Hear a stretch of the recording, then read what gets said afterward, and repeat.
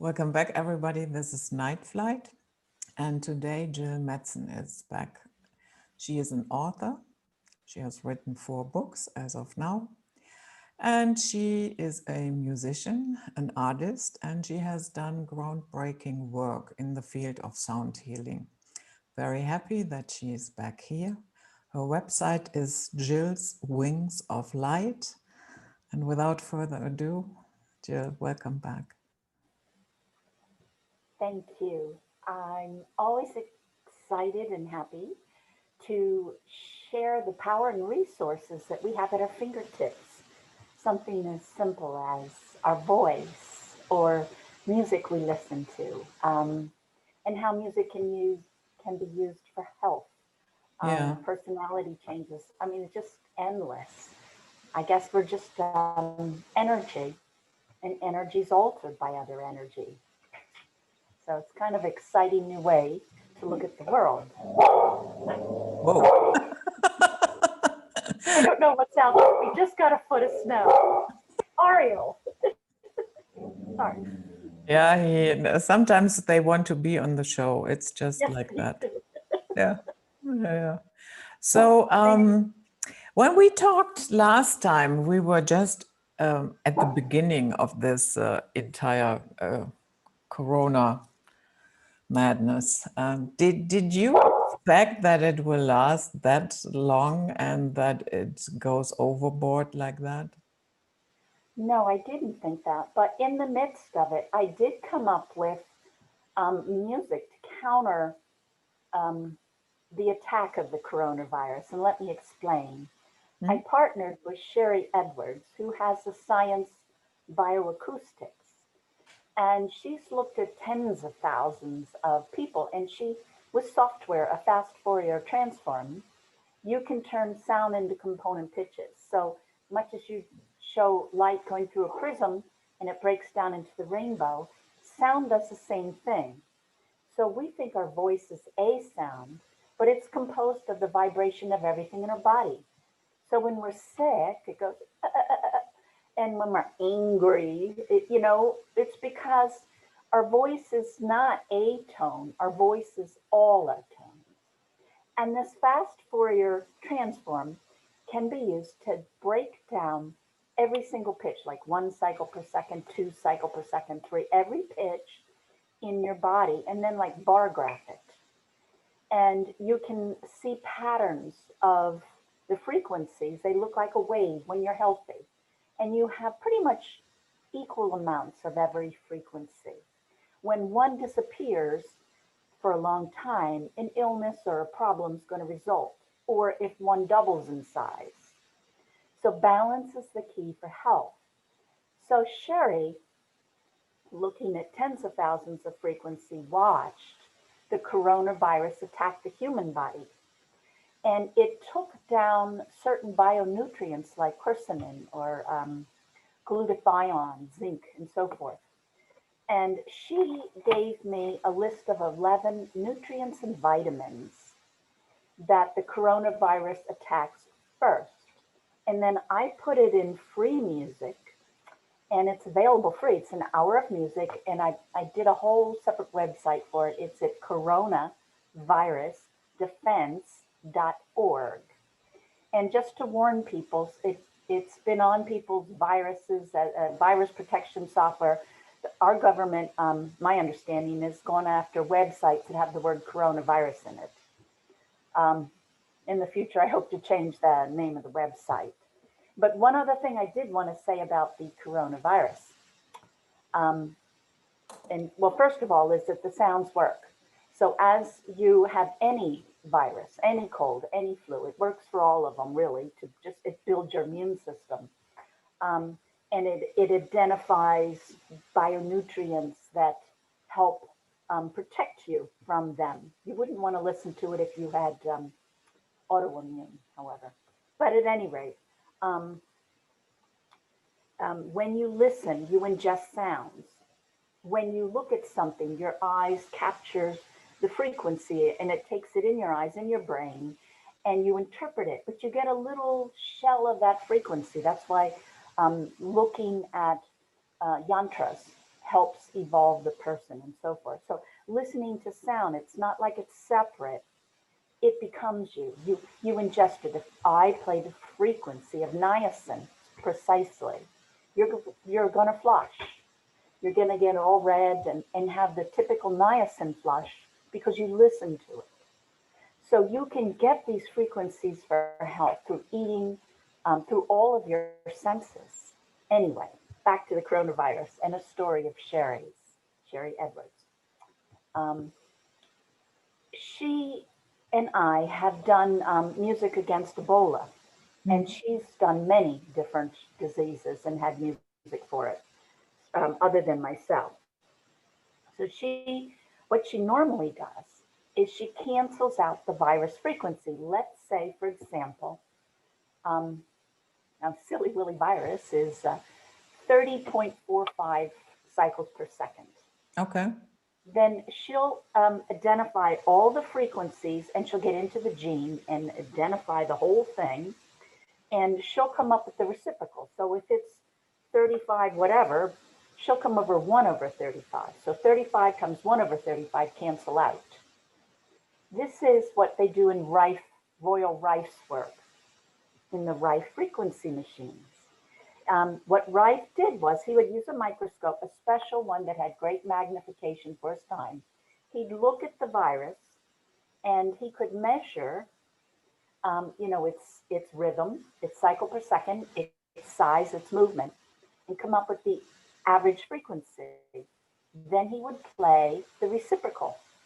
And that's what a Rife machine is. It was very, very successful.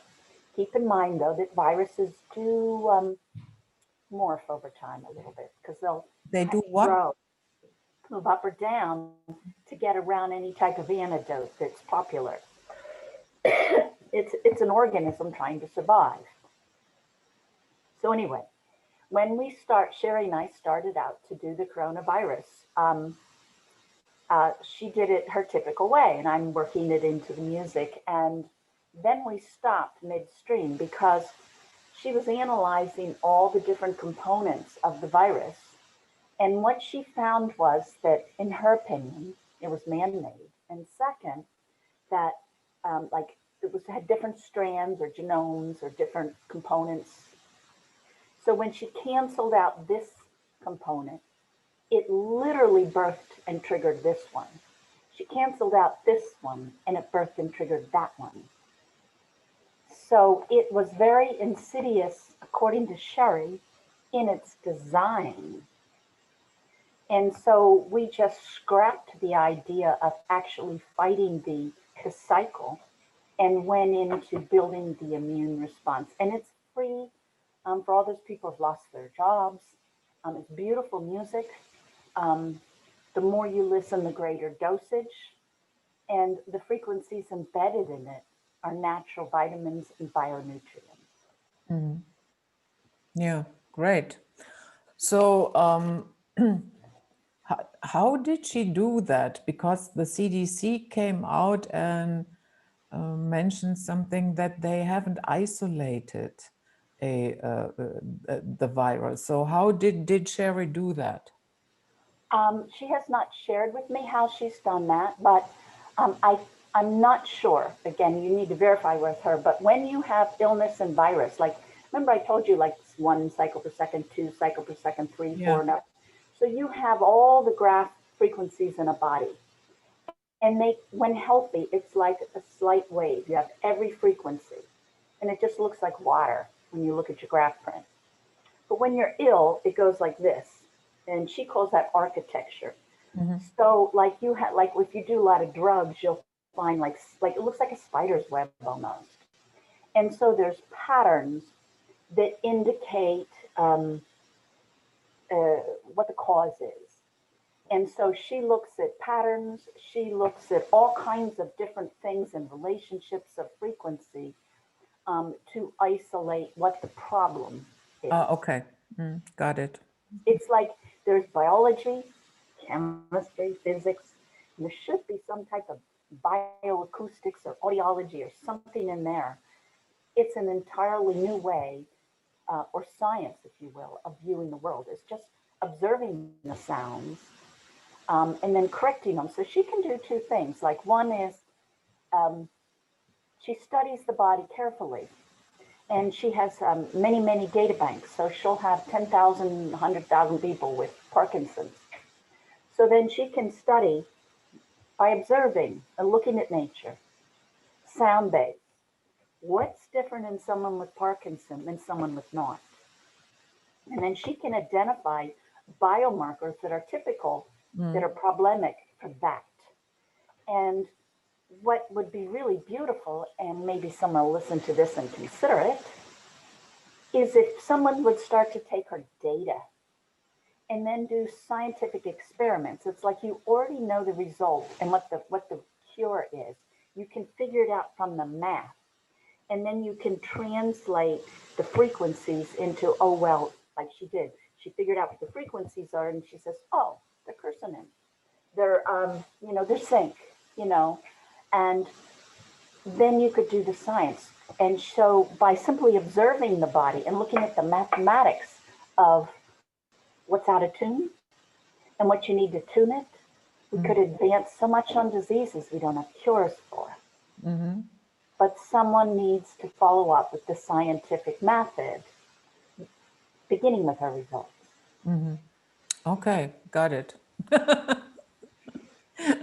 So when I receive your newsletters, I have noticed that, yeah, at least it was my perception, there was a lot of emphasis on raising the frequency and even the frequency of your home, so on and so forth.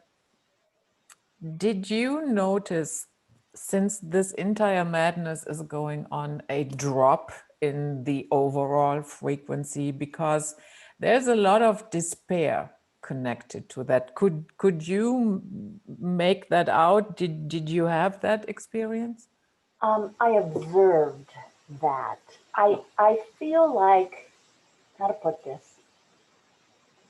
I spend a lot of time researching ancient materials, very ancient, all over the globe. And I got a new book coming out, in a year or so, on time as a frequency. Anyway, I believe that times have different feelings, that it is a frequency. So in other words, the times of the 40s in the United States, when the United States became rich and powerful, it's like we in our country we all experience a certain frequency, and then I feel like every frequency has a positive and negative manifestation. So like for the United States in the 40s, we radiate green or F sharp, and it feels like abundance. United States become wealthy. Then you get like a final exam, you experience the negative, Great Depression. Then, you go into the 50s, and I'm just talking about the United States now, and you have all the families with, 12 kids, and we begin Social Security, welfare. So we're taking care of our elderly. We're taking care of all the sick people, and the people can't take care of themselves. It's a nurturing. G, it's blue, and spare the rod and spoil the child becomes child abuse. And I believe the final exam would be World War II, because when you over nurture, the bottom side of nurturing and giving is allowing anybody to do anything they want. And I would say that all of the world had a good idea World War II was coming, and no one wanted to mess with it. I believe like now, the frequencies even globally have changed, and we're more in violet. And violet starts with freedom, with the German wall, with the wall falling in Germany, and some of the communist countries falling. In the United States, you got the hippies, peace, love, all that kind of stuff. Positive side. Negative side would be terrorism, lack of freedom, would be the coronavirus, would be, and to me, violet, it's a time period that we kind of, when we're going through it, it happens globally, to countries, to weather, to individuals. It's like it kind of shakes up darkness to release it, at least give it to the opportunity to release. So anything I try to hide is going to go, and it's going to make itself known. It gives me the opportunity to say, I don't want that anymore. Or it comes out in our governments, our religions. Mm. And, it's like all the crap that's been hidden for the ages, it's trickling out. And now we get to choose, who are we? So to me, that is the time that we're going through. We're going through a time of violet, of the musical note V, of cleansing and purifying. And according to all the ancient calendars, we're moving into a new 26,000 year period. So Mm. the ancient idea is that our solar system rotates around the galaxy. And as you rotate, you get different frequencies, just like I explained, only on a much bigger scale. So, like, as we dawn into the new cycle, um, maybe we go up a frequency, but before we can do that, we have to release. And so that's why you have all the apocalyptic predictions of Nostradamus, John the Beloved in Revelations in the Bible. They're describing the time of great tribulation, of release, of confronting. The book of the Essenes talks about the days the two towers fall, or no, not two towers, the towers fall. So you have all these um, predictions, and it's because we're going through a time of releasing the old in order to birth into the new year. Mm. And so, yes, I find it in the coronavirus, and it's like it's people think we're not separate from our environment. But you go in a crowd of like-minded people, you walk out like them. You go into a nursing home, you get down. You go into a daycare center where they're laughing, it goes up. You're not separate from the environment, from the buildings, from the people, from the earth, from the weather, from the pollution. You are not separate. Yeah. And so this, the fear and all the depression, all the things that come with the coronavirus, it's like, just think of big bubbles floating around. Mm. And do you want to walk into that? So we're always so unconscious, and you can either dive into it or not. Now, I think I'm fairly responsible. I do all the recommendations, but I have no fear. It's like I just don't tune into that channel. Mm. I feel that bubble, I feel that depression, and I just say, I don't want that. Mhm. Okay. And I think people can do that. Just say no. Mhm. Doesn't There mean is you're a very, irresponsible or going to get the virus. It means you're not taking the fear with it. Yeah. yeah, there is a very funny noise that I get from your side. It sounds a Oh, little bit as if there is white noise, when the TV is on, but there is nothing, or nothing. somebody is handling with water or something. It's very strange. I don't hear a thing. Yeah, yeah. Maybe it's atmospheric interference. I don't know. And now it's gone. It is snowing here. It is snowing. Ah, okay. Yeah, okay. We have to live with that.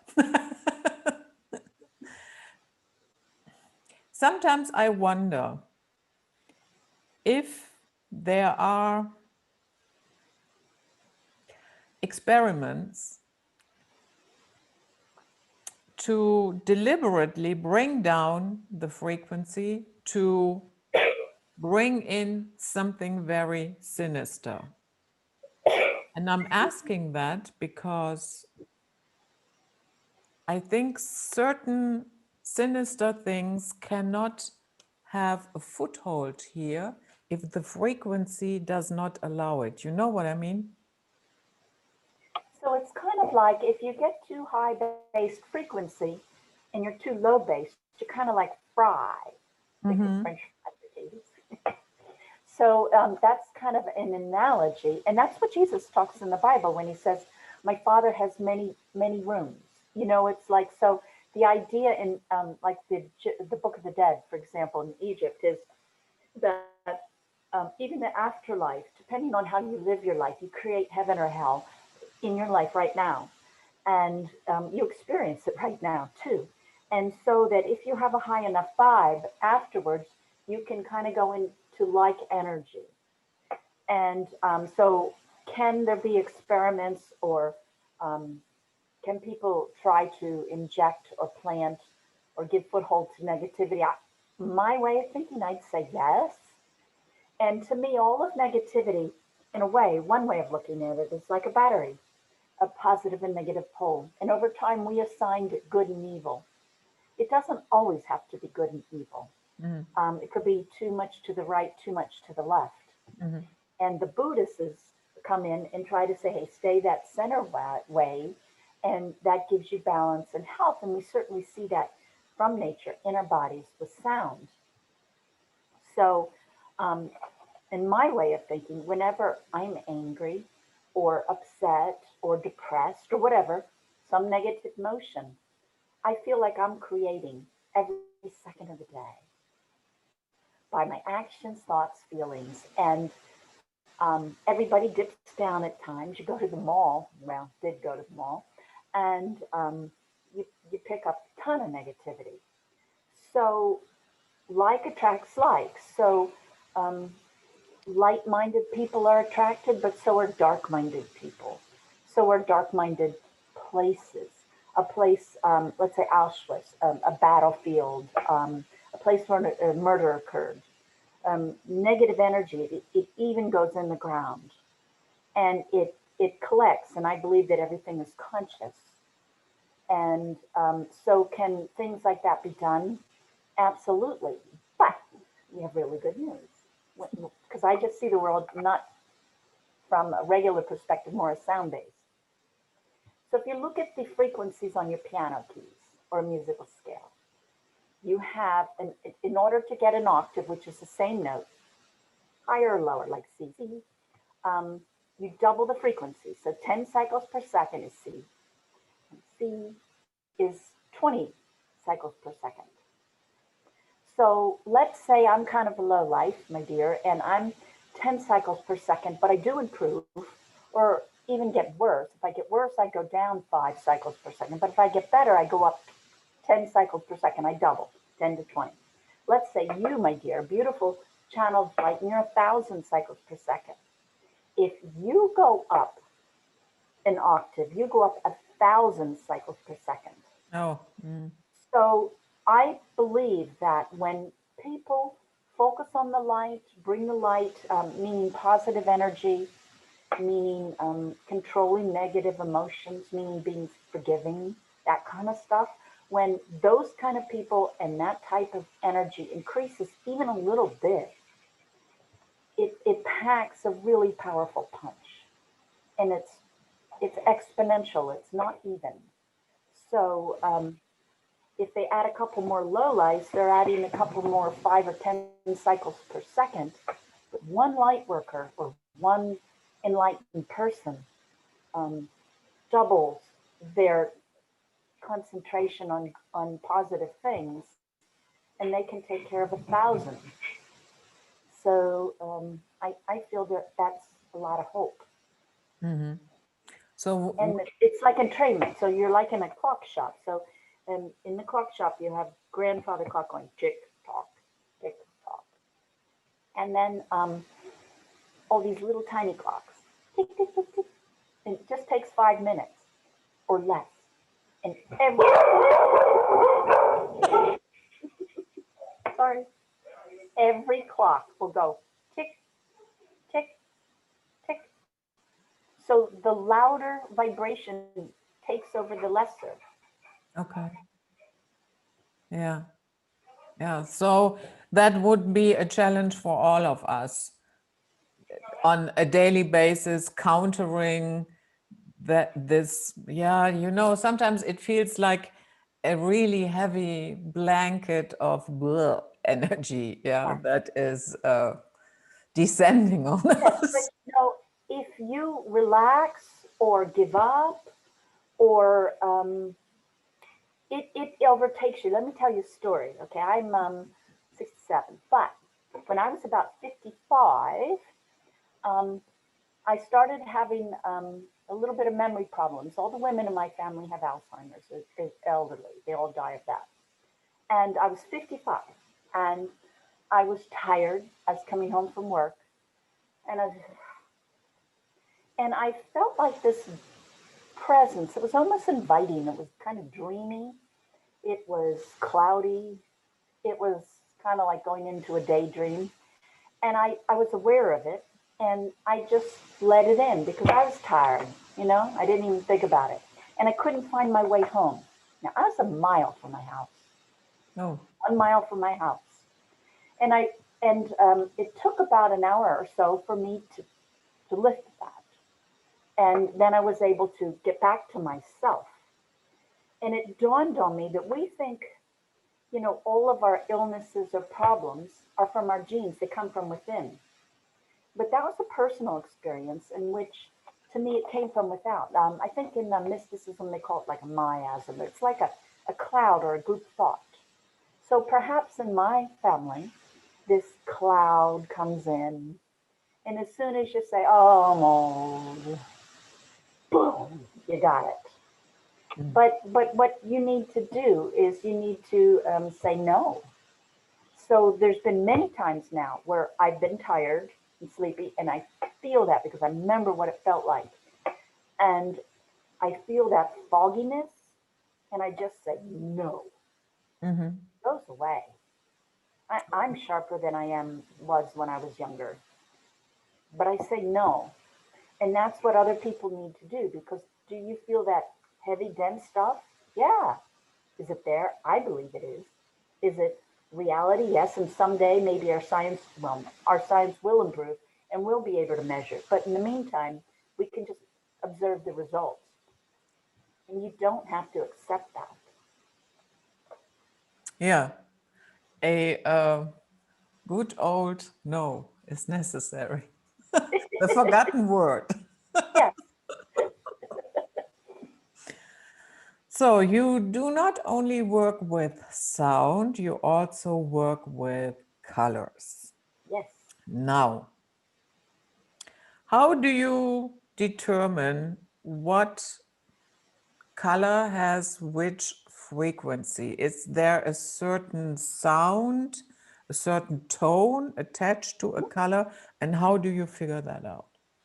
Oh, it's very easy. If like science has many things, oscilloscopes, different ways to measure frequencies. And if you look at colored light, let's say red light, look at its cycle per second, it's different than that of green light. And you take it down musical octaves, you'll match it to a musical note. So it's pretty standard, but I believe that color therapy will take off more when something else, again, back to my friend Sherry Edwards, she discovered she got a huge contract from the United States Department of Defense. And it was to keep pilots awake. So let's say they had to fly a mission for 24 hours. We didn't really want them dozing, Mm. and especially where if they were someplace they shouldn't be.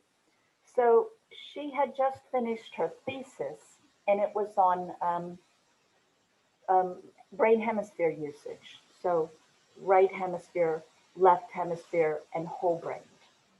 Um, since it was front and center in her mind, 40% of the population is right brain, 40 left brain, 20% whole brain. Mm. And what she found was that there was one tone that would keep those pilots awake for 40% of the people. And the another 40%, it put them to sleep quicker. So there's your reciprocal going. And 20%, it didn't really make a difference. And I think the conclusion there is that our brain hemispheres process frequencies differently. And she noticed this in her practice as well. So, like, if she comes up with the frequency, let's say for epileptic fit, it works when somebody's in the right brain hemisphere, can get rid of one, but it can trigger one if they're in their left brain hemisphere. Mm. 40%, for 80% of the population. So when we study the effects of color therapy, which is nothing but frequency, which is all our medicines are frequency, all our positive healing things. They're all frequencies. So when we start to stabilize brain hemisphere usage, I believe we're going to start to see significant results. And that can be done with like an earplug or holding a nostril. There's different ways to only allow information to go to one brain hemisphere. And then we're going to start to be able to really, really take off, I think, in frequencies to heal us. We need that understood, validated, and utilized. Okay. So do you have preferred colors, let's say, for your home? And do you avoid certain colors? And if so, why? No, Okay. I find that health is all the frequencies. Okay. Health is like light. Health is not too much pink or too much green. So in healing the home, I just came out with a new book, Home of Power, in which I'm taking music and I'm applying healing music, balancing music that helps your body to ratios, colors, items, materials, numbers, angles, because the colors really just different angles. And I'm finding two separate ways to heal. One is that we're all out of balance. You know, I have a personality. I tend to be pretty easygoing. I'm kind of like your classic blue. And I need to learn to say no because that balances me out. That's my weakness. That's what I have less of. And so I'm blue and I'm balanced by orange. I'm attracted to people who are orange. Most of my friends are orange. And they literally complete me. And I find that if I need energized, nothing better than orange, reds, some of those kind of colors are perfect for me. Now, if you've got too much orange, it might not be perfect for you. Or if I'm stressed, I need blue colors. If you're depressed, you need warmer orange and red. So what we all need is different, and that's what I talk about in my book. Is the home for you is different than the home for me, and sacred sites are the same way. We feel better at Machu Picchu, at Stonehenge, but they're different frequency matrices. And even feng shui, it's different in North China than South China. Are they wrong? No. The land's different, the people are different, the history's different, their illnesses and strengths and personalities are different. So, of course, you're going to modify that site to bless the people in that locale. So, what I do in the book is I teach you how to um, analyze your health issues, your desires, your goals. What do you want in life? Do you want more abundance? Do you want a relationship? Those things are all energies, and they translate to colors, numbers, groupings, angles, dimensions, and so forth. And you can put that right in your home and start to resonate with that. And one of the thoughts is that if you have a bigger place, or maybe even apartment segments of an apartment, you can have like a cool down place or an energy place, or they've found for certain diseases, certain shaped rooms. There's a lot of information coming from Sherry Edwards on which colors, like red for heart disease and so forth. So you can start to address your physical, emotional, and mental needs and goals and build that into the frequency of your room, even with numbers of things. Think of if you have resonance, you have a violin here and it plays A, and you have a violin here and it plays A, energy goes back and forth. Let's say you have 3 violins. Now you have 3 exchanges. Let's say you're in the middle of 12 violins all playing A. It becomes much different and much stronger. You get a different subtle energy field by the number of a certain like items. And that's why it's significant in some stone circles. just how many stones there are, because the reflection patterns and the signals going back, um, different shapes create different energies. So, there's so many things you can do to make your home support and build you. And another other little plug, I worked with a man called Ibrahim Karim, and he does biogeometry. And he was exposed to the work of French radiophysiologists. And you can see throughout the Middle Ages about how dowsing was used to measure components of a frequency. Mhm. So science can barely measure a chakra. It can't measure like a knotty point that we use in acupuncture yet. But even if you were to take that smallest current and divide it even smaller, that's what these ancient dowsing rods are measuring.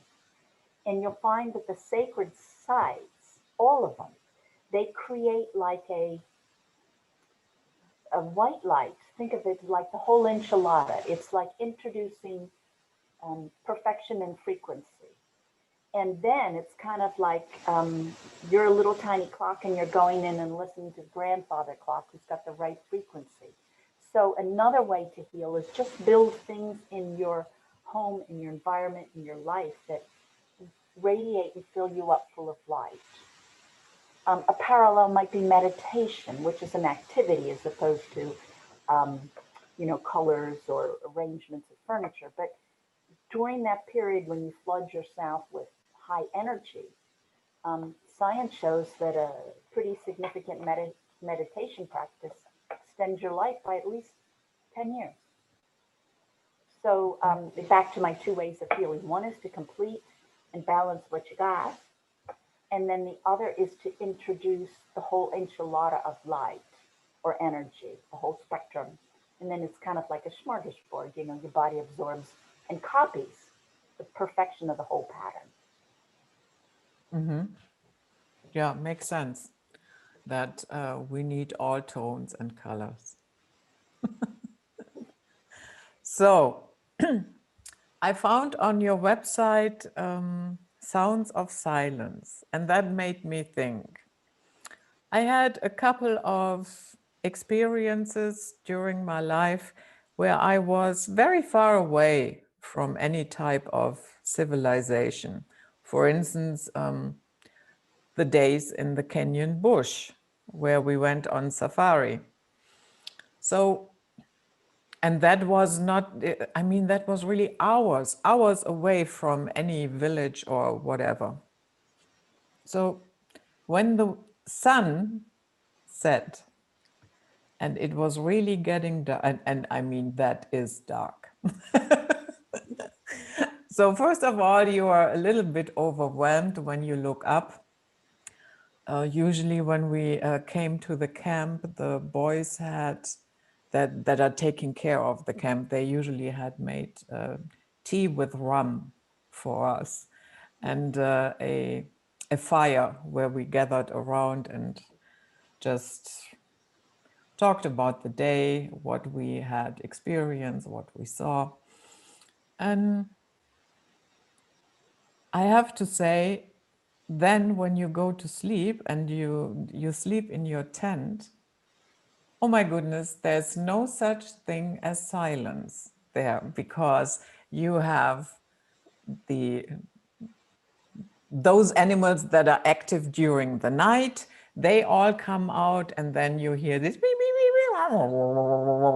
beep. So there's so even there, yeah, you have a lot of sound, whether you want that or not. So what do you mean when you say sounds of silence? All righty. Well, I'm talking about kind of like pregnant emptiness. Okay. Um, and pregnant emptiness is full of it's full. Mm-hmm. Pregnancy is full. So in ancient traditions, we're talking about the Hindu, Christianity. It's in the Bible. Um, uh, the ancient Chinese, the American Indians. We talk about people hearing sounds within their own body. We can focus on, let's say, the teacher in fourth grade or the gossip in fourth grade, you know, and we can literally turn the volume up on the gossip and the teacher down. So what we focus on, we intensify the frequency that we receive.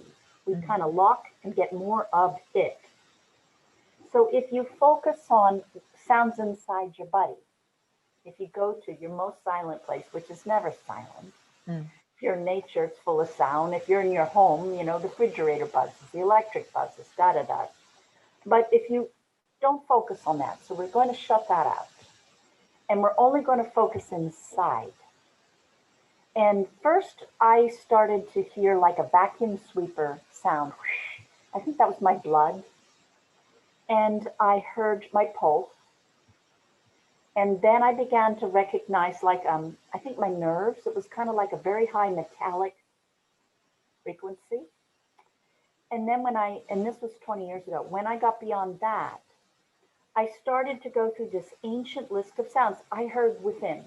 I'm hearing them as real as outside, but it's inside. So I heard bagpipes, I heard crickets, I've heard ocean, I've heard birds, I've heard kind of like a conch sound. And for about 10, 15 years, I'd go through phases. So I'd hear crickets for 2 years, and then I'd go into another sound. And throughout mysticism, they list all these sounds, and then they suggest that kind of like it's a journey. And once you begin to create or hear or tap into, I'm not sure, but experience these sounds, that then you get to absence of sound, which I'm not arrived yet, haven't gotten there.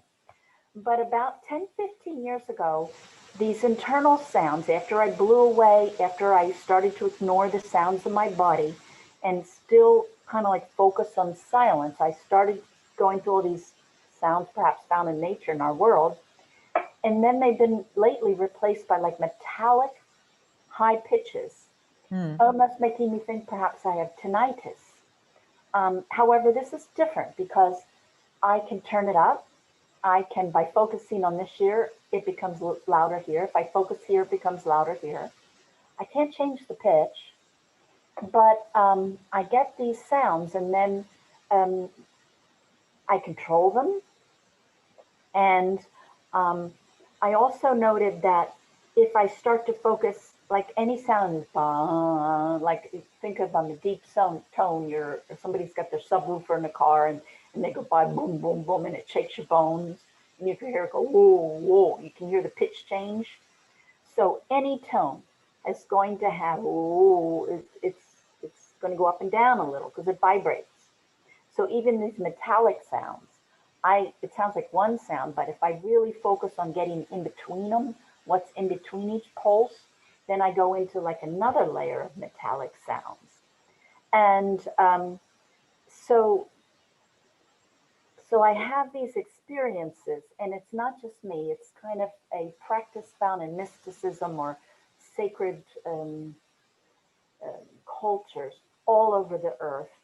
I think the idea is that when you simply pay attention and focus, first you're focusing on the small sound of your pulse, and then the smaller sound of maybe your blood going through your veins, then a smaller sound of, let's say, your nerves communicating a signal, then a smaller sound underneath, and you start to hear this other soundscape, and then a smaller sound underneath, and all of a sudden I started getting these metallic things. I almost feel like they're downloads.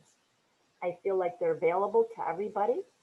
And if you start to focus on these little sounds, you start to get these patches of high frequency. And what is high frequency if not enlightenment?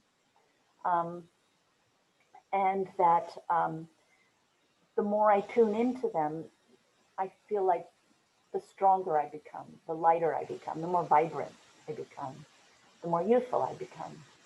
And I think they're available for everybody. And the difference between tinnitus is that tinnitus is one tone, and it does not vary in volume. And you can't get rid of it. I mean, this is something that I control, and I've talked to hundreds of other people who are hearing the metallic sounds. Now, they may not have had the sound of silent practice. And another thing about this practice, if you want to try it, is that it enables you to become more sensitive, intuitive, or psychic. Think that when you're psychic, all you're doing is catching a subtle frequency. And that's what you're doing. You're training yourself to simply notice, observe, and connect with smaller and smaller bits of energy. And the smaller they get, the higher they get. So it's a lovely ancient practice. I've been doing it maybe for 25 years. And I do believe, I don't know, 15, 20 years ago that some of the sounds now that I tune into, I just feel like they're gifts. I feel like the earth is being supported. Like this reminds me of a parable in the Bible. Jesus says, for those who have much, more will be given. And for those who have nothing, what they have will be taken from them.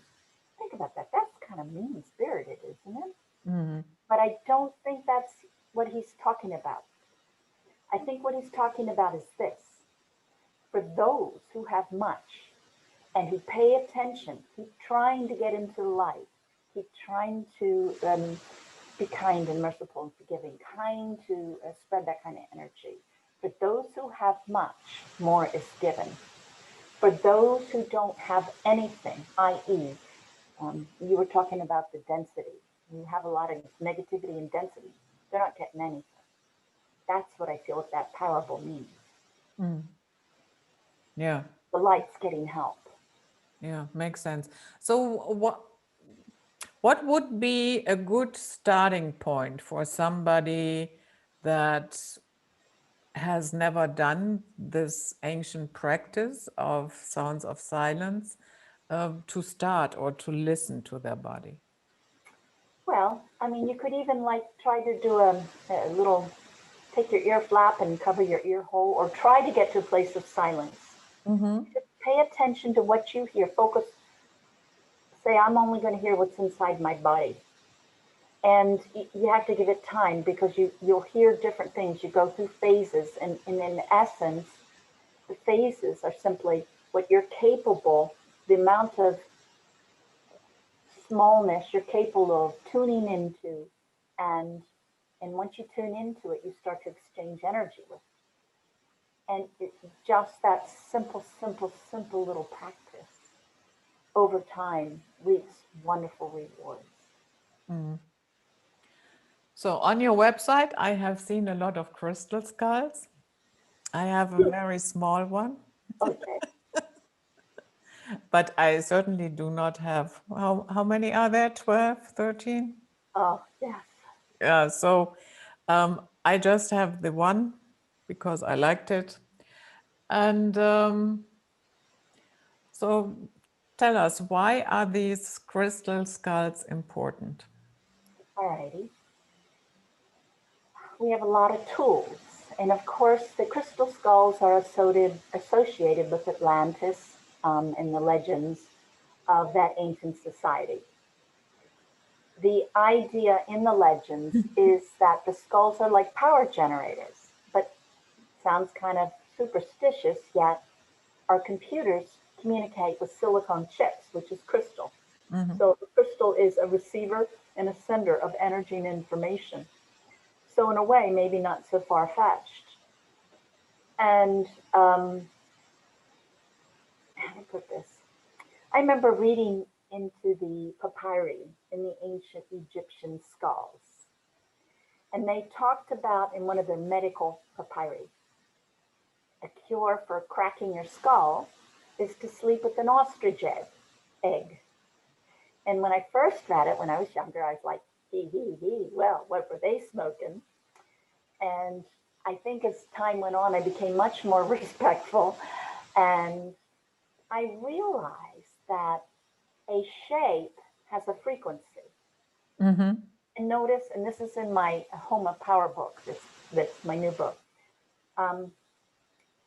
Here, wait a minute.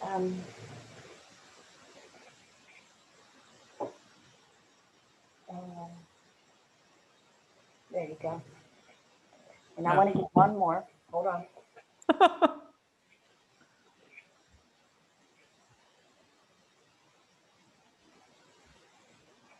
Okay. So shapes have frequencies. And think that all the energy, let's say inside this egg, it's a little bit more simple than a skull. It's going to go to the edges and bounce back. Mm-hmm. And this is very close to an ellipse that has two focal points.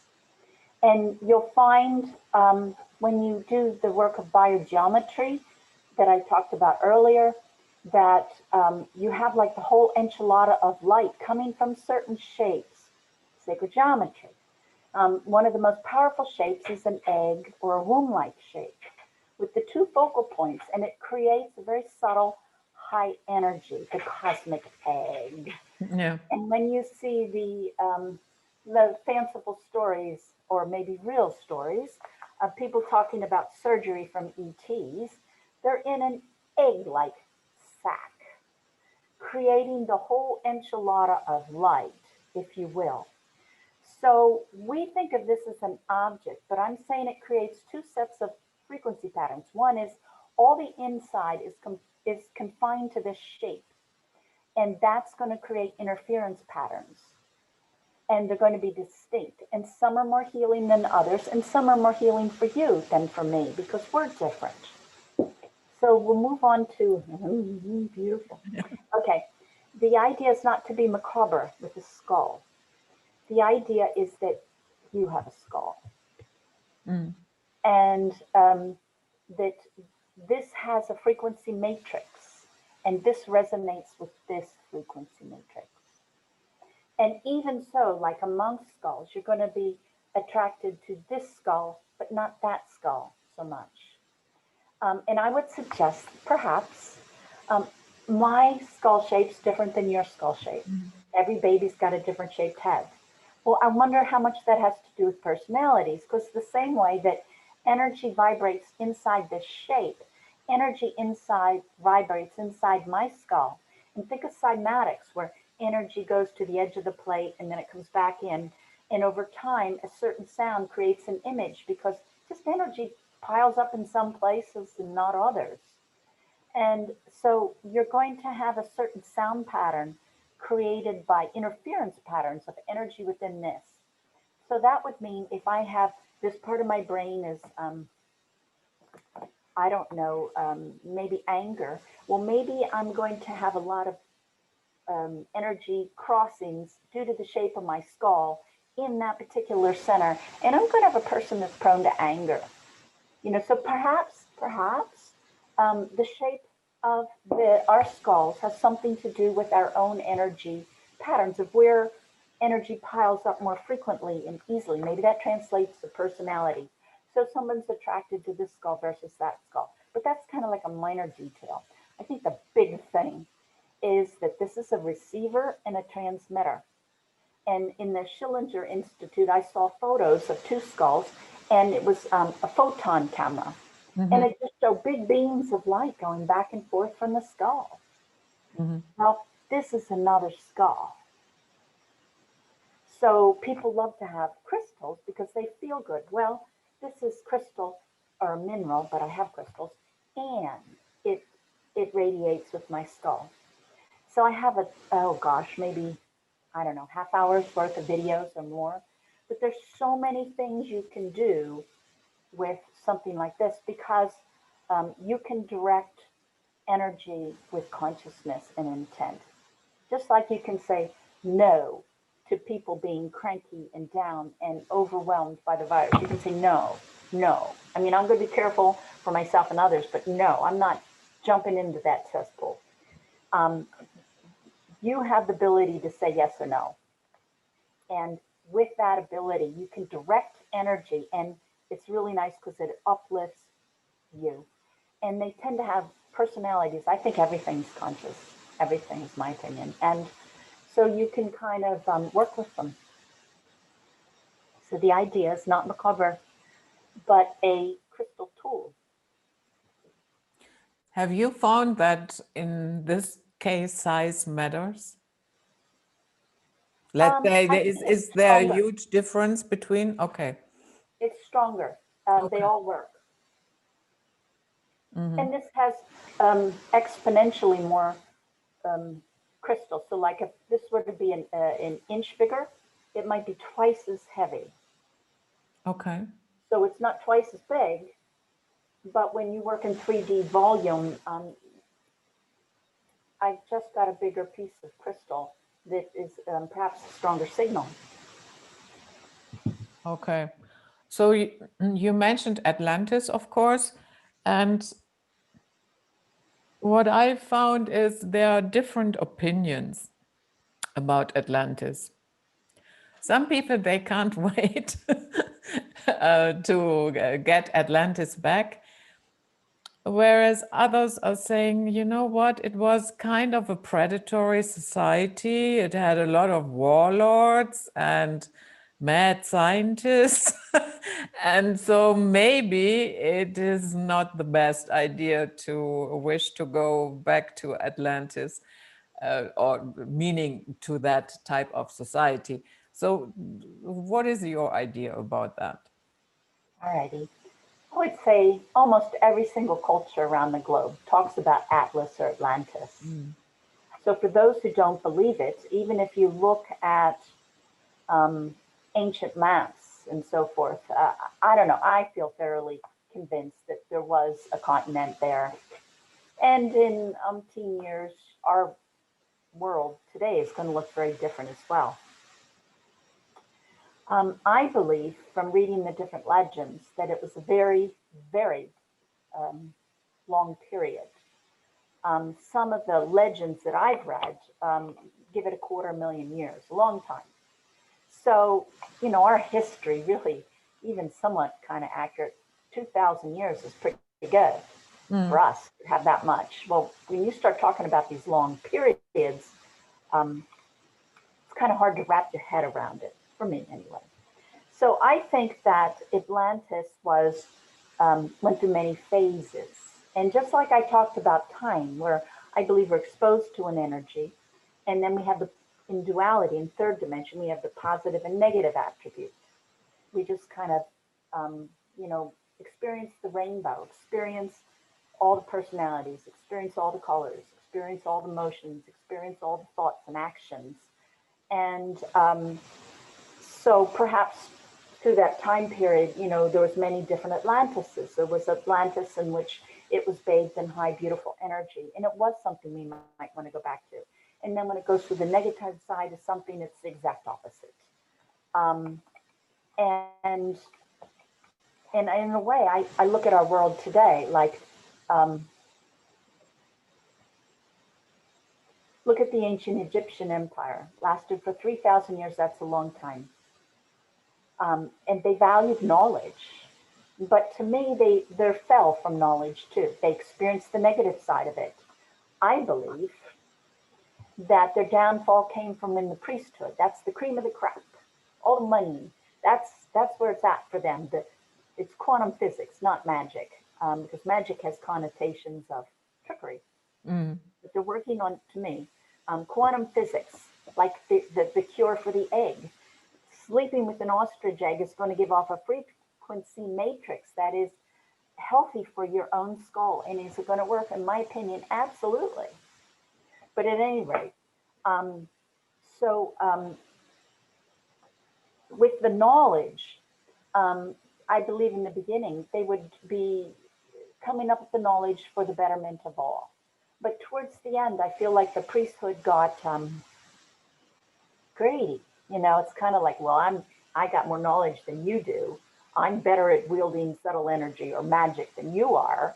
And when you start to hoard knowledge for your own, when you start to compete as opposed to work cooperatively, I just feel like that politics and infighting would crumble them. And so you can go to the different societies. Like to me, um, ancient China with Lao Tzu, I mean, they're learning about balance. And then they get out of balance and fall. So I feel like um, Oh, as time goes, you go through different positive and negatives, and you experience both of them.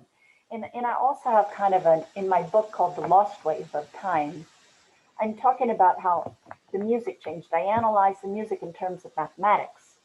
So what is the music of ancient China versus Egypt versus Sumeria versus the American Indians? You da da da da da. And I noticed that the music had predominant patterns going from 9, 8, 7, 6, 5, 4, 3, 2, 1 as time went on, which really supports my theory that we're exposed, to different frequencies. And over time, it's kind of like we get all the components, we get a chance to master all matter. So in these different cultures, um, we learn, it's kind of like I feel like we're evolving into matter. So when we're more of a group or a tribal group of humanity, we have different values. So in the Bible, for example, Moses comes down from the hill. He's got his 10 commandments, and his brother Aaron is had a golden calf or something. So Moses puts him to death and his whole clan. Now think about that. Mm. Wouldn't you call that genocide? I mean, grandmas, babies, they all get killed. I mean, we are at a very different consciousness than you are when you're in a tribal. And when you're in a tribal, um, you think differently. And I feel like we were more of a group soul, and perhaps a little bit different connections, having definitely more telepathy and um, intuition in the Atlantean times. We would develop our science would be more quantum physics, would not that word. Magic might be a better word, but same thing. And we're going to learn all these different things. And in time, I feel like we just um, became more embedded into density. And the thought now that we have, like Elvis Presley says, I did it my way. I mean, that's heresy in a tribe. That's how you get killed in a tribe. That's not okay. And so we kind of evolved to being like the light, maybe a group of higher beings. And then you come into humanity in third dimension and you feel the positive and negative, but you're still kind of a group. You still maybe have third eye or cyclops is a real thing. And you just keep coming down and getting denser and denser. Even in my generation, I remember as a child, all us neighbors lived in each other's houses. I don't even know my neighbors now. Mhm. And I don't think I want to either. But nonetheless, um, it's like I just feel like we're becoming more and more individuals. And why in the world would we do that? And my thought is like going to the gym. You go to the gym, you put on painful muscles to gain muscles. So we're experiencing being an individual. Um, Maybe we're children of God growing up, and this is part of the process.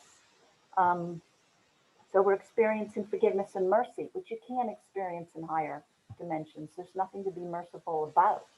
Mhm. Um, we're also experiencing individuality and responsibility.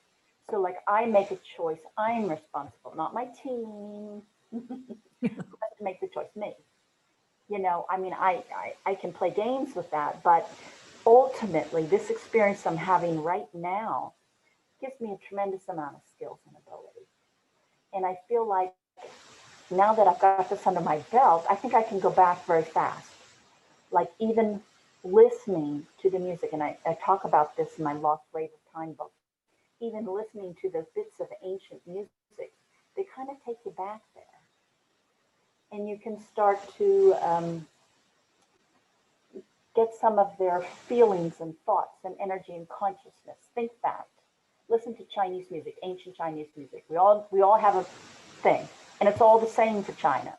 Whereas we have variety today because we're individuals. But China's music, all going to be the same because they would kill people as musicians if you played too much out of tune. They had a department of measurements. And if your flute was not quite the same A as your neighbor's, you had to toss it out and make a new one. I mean, music and art was controlled. Think of the Egyptian. The Egyptian art's the same for 3,000 years. Think about that. Can't even imagine it. So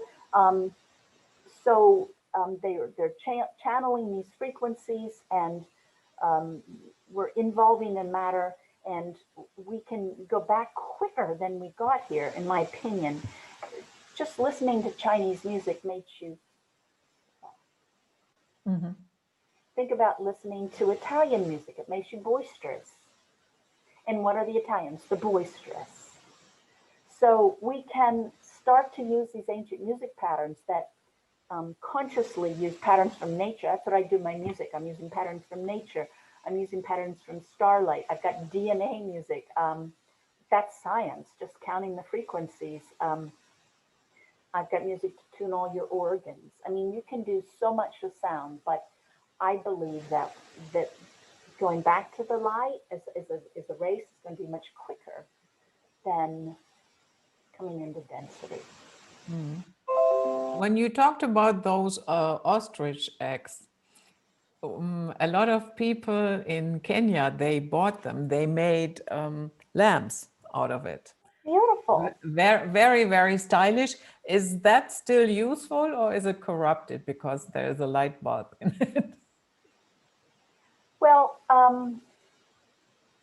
it might be helpful in part, but yes, it would be corrupted because there's a hole in it. Yeah. Yeah. Okay. I thought so. Yeah. Yeah, and I also believe that, Atlantis went through different phases and eras, and it was not corrupted and, predatory from the get-go, but it certainly developed into that direction. There is a story out there that Lemuria and Atlantis, that the Anunnaki allowed the Orion Dracos to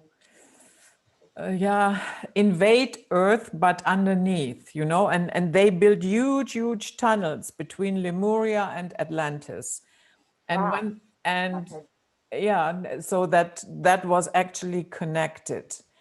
And then there came a point when the humans found out what they have done, and they tried to close off, to seal off those, let's say, corridors that connected and that had a cataclysmic effect. That backfired so badly that the crust of the earth was damaged, and Wow. Never heard that? Yeah, so I'm really on the edge, because I know Atlantis also had a lot of mad scientists. It might very well be that they facilitated their own demise, Well, but think about this. Think about our souls. So I believe I'm eternal and you're eternal. So I easily go out of my body. My past life experiences are every bit as real as this one, and there's a lot of them. So we're talking about the Atlanteans. How do we know they weren't us? how do we know what? How do we know those souls aren't incarnated in these bodies? For example, I remember lives as an American Indian, and then here now I'm in a white body where we came in and slaughtered all the Indians. But I distinctly remember lives as being an American Indian, and now I'm the next generation. So maybe we're souls that are learning all of these different things, going through positive and negative aspects. I don't know. Yeah. So you also have Atlantean and Lemurian music. And now my little brain thinks, how do we even know what type of music they had? Okay, I actually don't have Atlantean and Lemurian, but I've gone through their music, but I've gone through legends. So there's a lot coming out in Central America with the Aztecs, and some of the different Indian tribes, because we've just begun in the last 10, 15 years to translate, all their languages. And they have lengthy conversations on Atlas. And all over the globe, there's all kinds of things. And so the information that I have from them is that their music was further apart, meaning they heard a greater range of frequencies than we did. So maybe the music of the spheres, you know, when they show the electromagnetic spectrum and they show this little tiny band and they say that's what the frequencies you hear. And this little tiny band, well, that's what you see. And here's this big old chart. So I'm thinking that they would have heard a bigger segment just from the legends of sound. So they would have heard, I don't know, greater spectrum, maybe with clairaudience. And so I've started utilizing different healing things from the tradition, starting with Lemuria, ancient China, basically from the globe today. And in a way to kind of sum it up, they would often look to nature and see what is healing, healthy, and holy. Like, for example, this is a really healing shape, and the chickens give us this all the time. So they would make water music or fire music and balance with the elements. I have a music with literal, the frequencies coming in from our solar system. So star tones, and it's been shown in studies to improve crop growth. All the patterns in nature and all of your sacred sites, they have a lot of spiral and phi and Fibonacci, and that twinkles in almost all my music. So what they would do, in my opinion, is that they would use sound or music to strengthen their personalities, the typical health problems, balance the strengths and weaknesses in their soil, in their rivers, in their history. Um, and I do that with my music and let you pick and choose um, what particular healing you want or on what level. And another interesting thing, I do a lot of past life regressions. And when you think about it, assuming you had a past life, maybe you have a million moments. So we go back and do a regression. How do you pick that life in that moment? So think to a moment now versus you being 5 years old. They're very different. So one of the things I noted, because I do it a lot, is that if you're playing music, the emotions of the moment will always resonate with the music. So if you had a really hard life and you're playing really hard music, that's going to resonate. Or the music that you're listening to is going to pull up a hard life. And what I found with some of the ancient techniques, the star tones, the nature tones, crystal tones I have in the frequencies, when you start to play those in the background, people come back with these past lives that are really kind of, I don't know, kind of way out there, like being a dolphin or being a mermaid or, you know, being an angel. And they come into very high frequency existences that are hard for us to even imagine. And that happens with the nature tones and the star tones and the flower tones that I have in music. I don't know, nice correlation. So when you do those regressions, you basically they pick themselves what life they would like to have a look at. You do not stir them. No, no, I wouldn't know how to do that. I know how to go back and to get them to start doing a life. And usually it's the life that influences this one. But like, I know that we can produce sounds that produce very high experiences, at least in that past life time period when we're doing that. And times that do very low experiences that they resonate. And we have the sound patterns because it's in my music. We have the sound patterns to bring in some of these high vibratory matrices. And how easy is it to have music in the background? You listen over and over, and you ingest it, it becomes you. Kind of cool. What would you say? Which ancient society was the most advanced when it comes to sound healing and understanding what sound, what type of effect sound has on us spiritually, mentally, and physically? Well, I would answer it differently. I would say like the music of China, ancient China with Lao Tzu and the Yellow Emperor. I'm going to liken to the color green. You Mm-hmm. know, they have a number pattern of five in most of all their music. They're into balance. Green's the middle of color. Um, so they're using sound and they're creating balance with it. They're all using sound as an incredibly powerful tool. You go into another society, like going into, let's say, the Catholic Church, they're using intervals of three.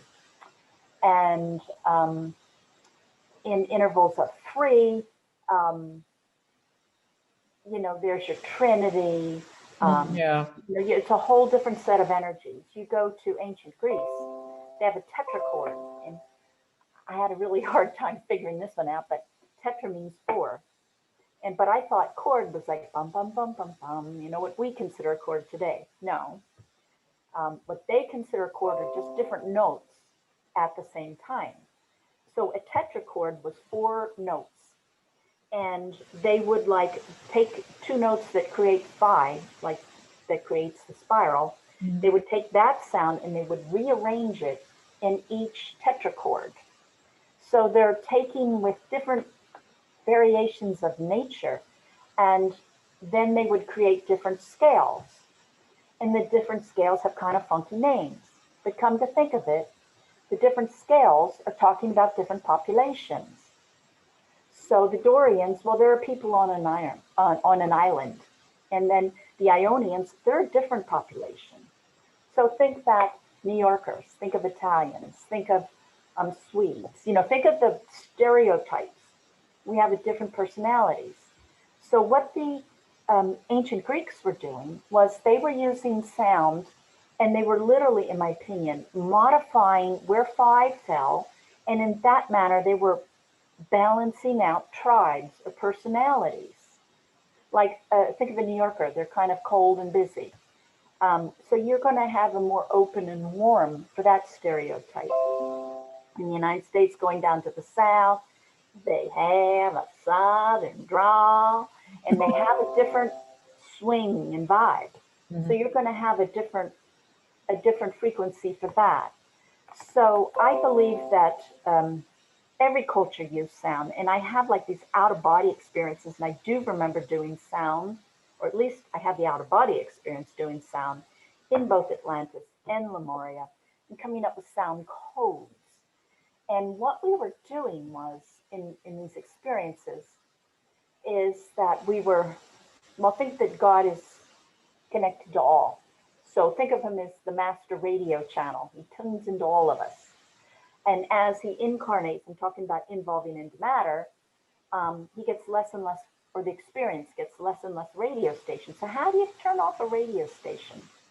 And what I saw in these kind of flippy experiences was that we would create geometric shapes, and we would tie knots and like strings, like everything's string theory, or each string of consciousness. We would knot it, and then we would create those shapes, and it would be sacred geometry, and they'd be carved in the stone. So it's like they cut off some of the channels, and then in all the rocks you see the pattern to open it up. And as time came, we involved into matter, and it's in all the cultures. Think of the Kabbalah in the Jewish tradition. Mm-hmm. It's all these little circles, and the Sephiroth are components of God. Think of, in almost every tradition, they have like 72 names of God. Again, components. There's But 72. then again, we also have the 72 Oisha demons. Excuse me, the 72 what? And we also have the 72 Goisha demons. Yeah, yeah. So it's kind of like God breaks down um, into component pitches, and Mm-hmm. they're each an attribute. And it's kind of like we get to experience each and every one. And so I think everybody was doing sound, but everybody was doing sound from a different perspective. Think of, it's easier to explain this in terms of colors. Think of,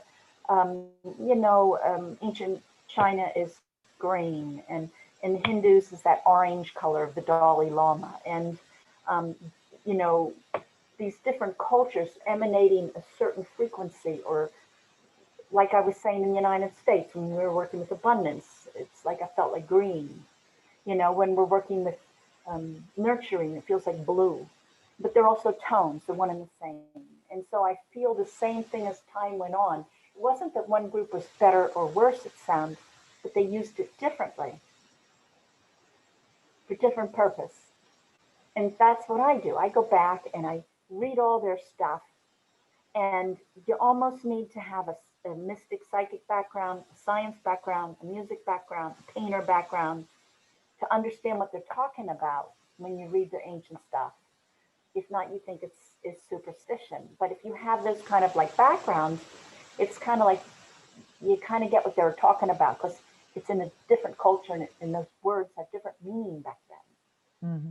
And so that's what I do in my website with all these courses is I look at their techniques, and I think I get them. Like I love quantum physics, but I get them, and I can match them. And then I bring them back so that we can use them today, all of them, for whatever we need. Mm. Yeah, just because we touched on it with the 72 Goisha demons, sometimes I think about what does it take to arrive at that mindset. Yeah. And so it just hit me. Is it possible that those entities are missing a type of frequency that is totally cut out, that they are only running around in that little space of frequency that is left for, or what's That's going what I on? would think. Yeah, it's like they're more the low vibe of the spectrum, the slow boom boom boom boom boom. Whereas the higher vibes are going to be higher pitched and quicker and faster. Yes, that's how I would suggest that. And if they rise up too quickly, it's kind of like they get fried. It's the whole idea of the Tibetan Book of the Dead. So in the Tibetan Book of the Dead, they're coaching the mourners to coach the deceased, to go to his eternal soul and comfort him and guide him and buck him up. So he's really strong. So if he has any strange encounters, he's his highest self.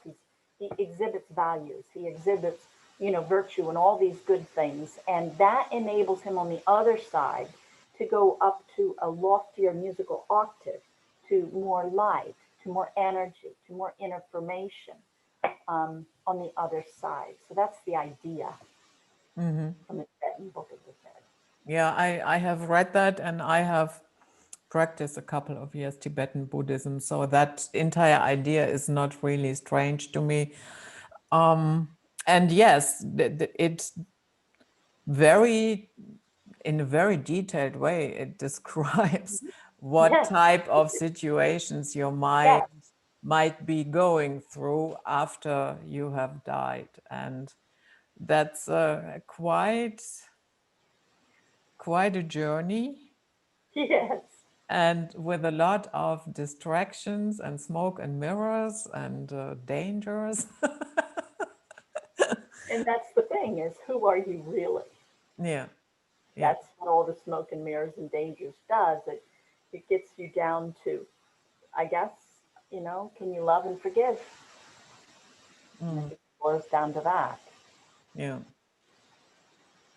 Yeah, there are certain things, I would say, where I have my problems with forgiving, especially when it comes to,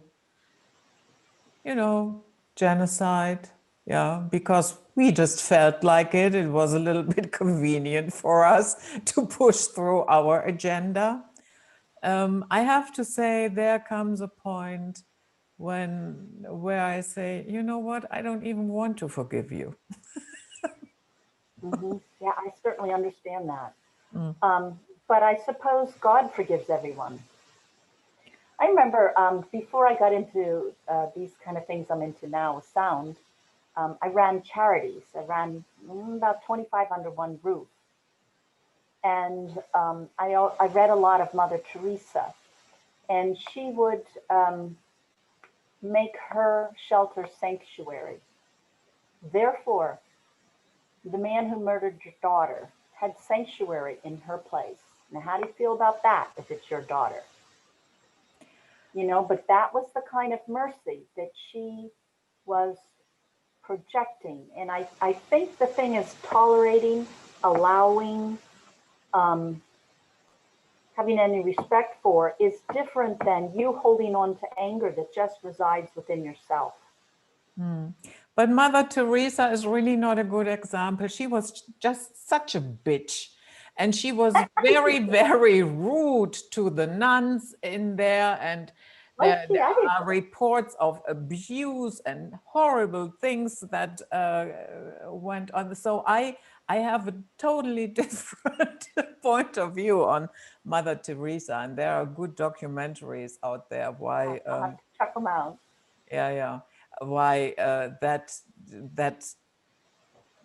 official picture image of her, you know, that this loving woman, and you can type it into YouTube, the sad truth about Mother Teresa and how she was beating some nuns and stuff like that.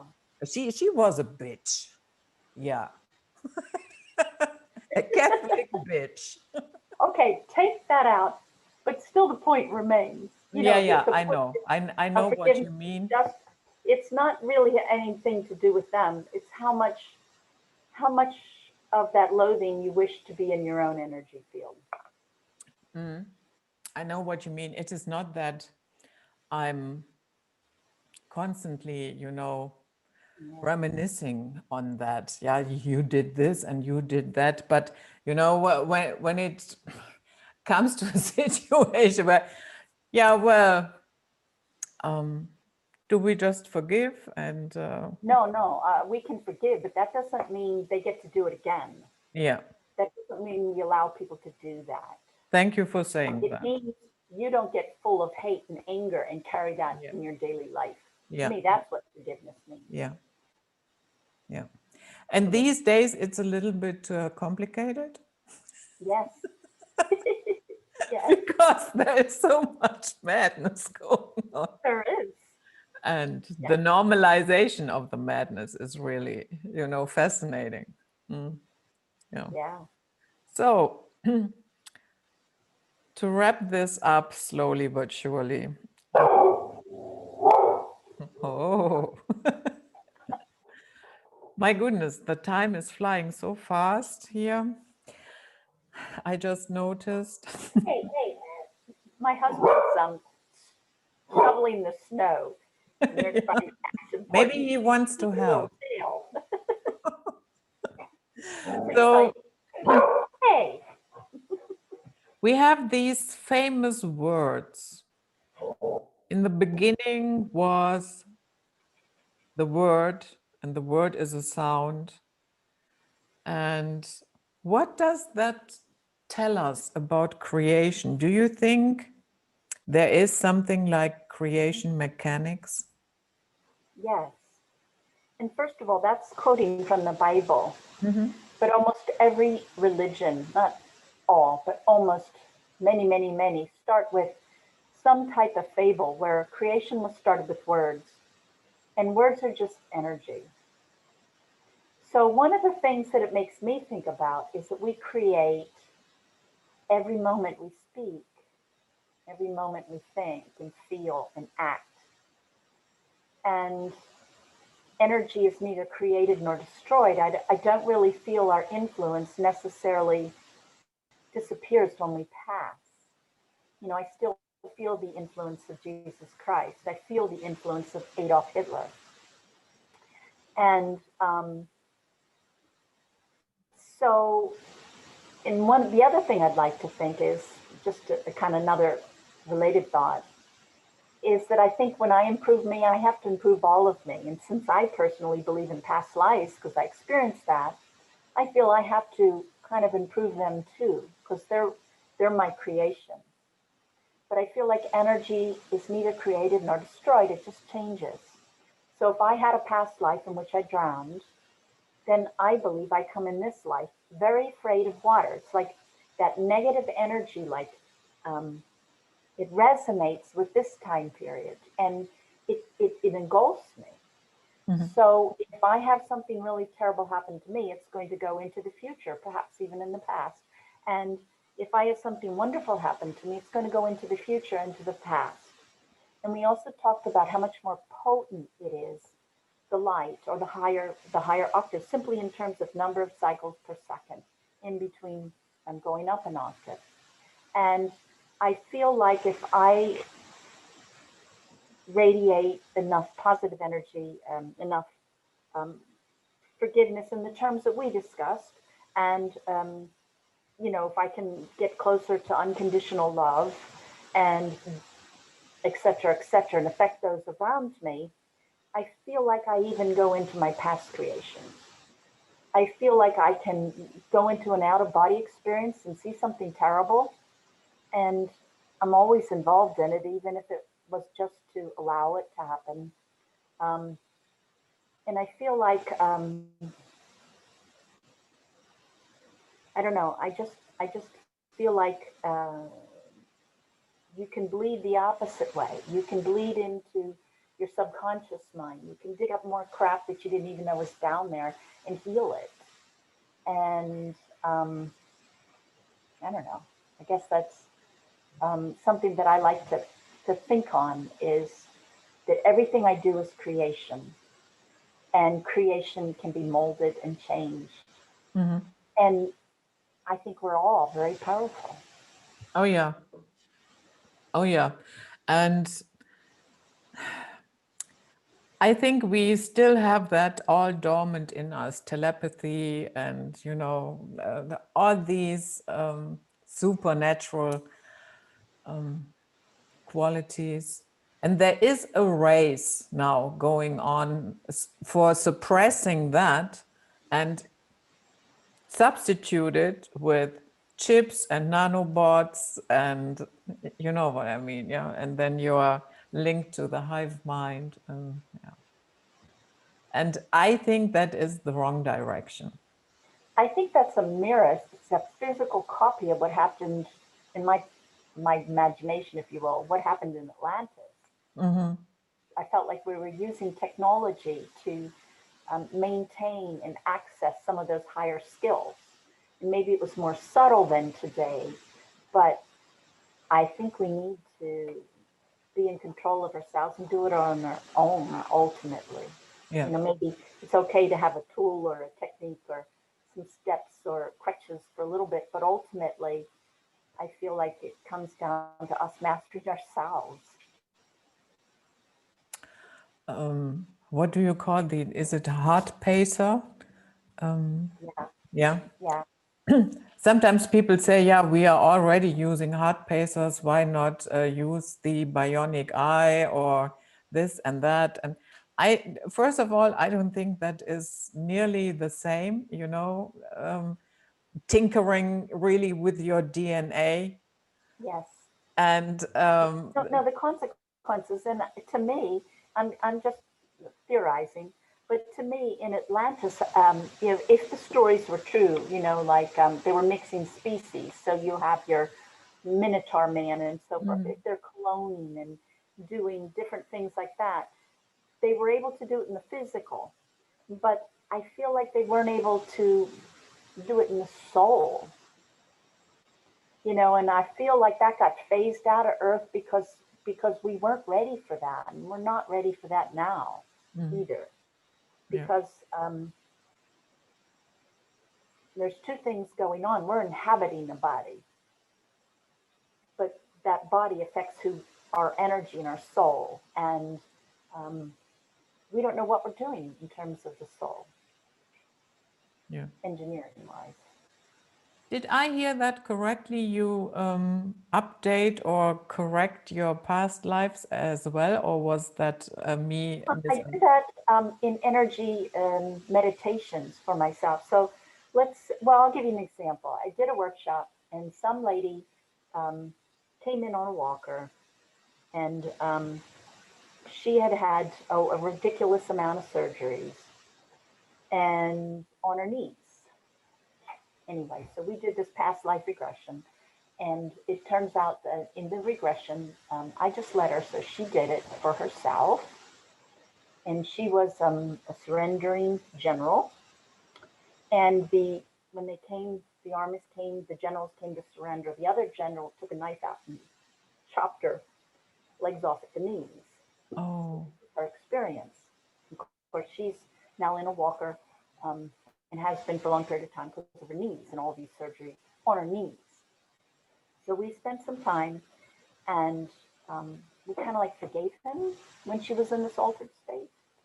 And she walked out of that room without her walker. right. So the trauma was released. Yeah. And that is probably possible because at the end of the day, everything is happening at the same time.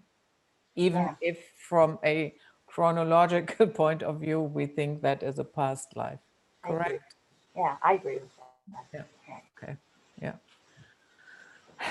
I really hope we are going into that direction and not this dystopian technocracy nonsense,